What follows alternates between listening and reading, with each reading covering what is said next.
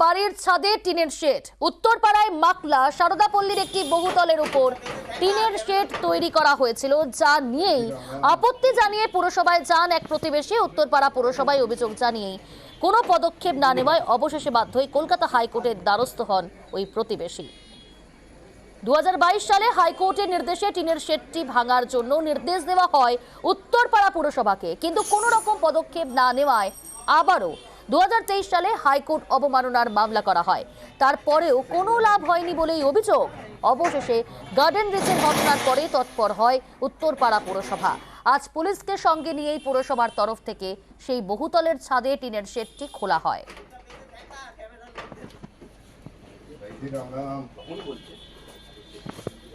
সরাসরি রয়েছে আমাদের সঙ্গে প্রতিনিধি রানা। রানা, দুবার নির্দেশের পরও টিনের শেড খোলা হয়নি, আজ ঠিক কোন কারণে তাহলে খোলা হলো?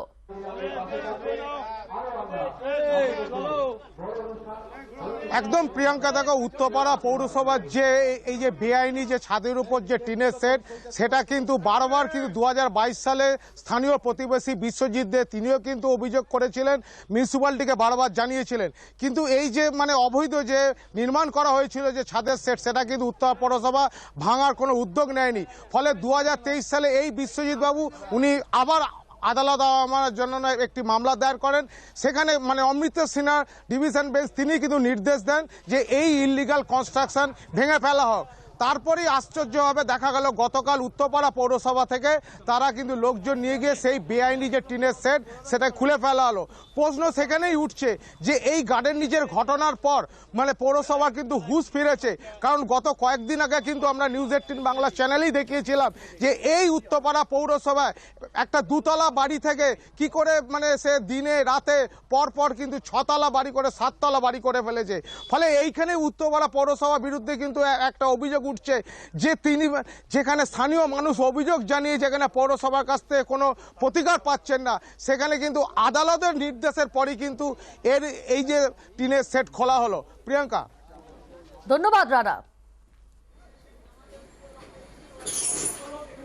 ও আনঅথরাইজ কনস্ট্রাকশন করছিল 5তলা, তখন ওর পাওয়ারে ওর মাসেল পাওয়ার নিয়ে ওটাকে তৈরি করে ফেলে। কোর্ট বন্ধ ছিল বলে আমি কিছু করতে পারিনি। সঙ্গে সঙ্গে পৌরসভাকে জানাই, পৌরসভা কিছুই করেনি। তার উপর ভরসা করেছিলাম, কিন্তু পৌরসভা আমাকে বাধ্য করেছে কোর্টের দ্বারস্থ হতে এটার স্টেপ নেওয়ার জন্য। যেভাবে কনস্ট্রাকশনটা করেছে, ঝড় বৃষ্টি কিছু একটা হলেই আমার ছাদের মধ্যে সমস্ত, এবং পড়েও আছে, এখনও গিয়ে দেখতে পারেন। এই কিছুদিন আগে যে ঝড়টা হয়েছে, বেশ কিছু জিনিস উড়ে আমার ওখানে থাকলে হয়তো আমার মাথায় পড়ত। কোর্টের নির্দেশ, সেই নির্দেশ অনুযায়ী আমরা সকলে কাজ করতে বাধ্য।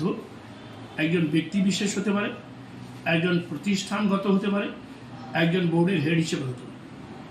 তো আমাদের অফিসাররা গেছেন, আমাদের অফিসাররা সেই সম্পর্কে কোর্টের যা নির্দেশ সেই নির্দেশটা পালন করেছে। কালিম্পংয়ের লিকুভিরে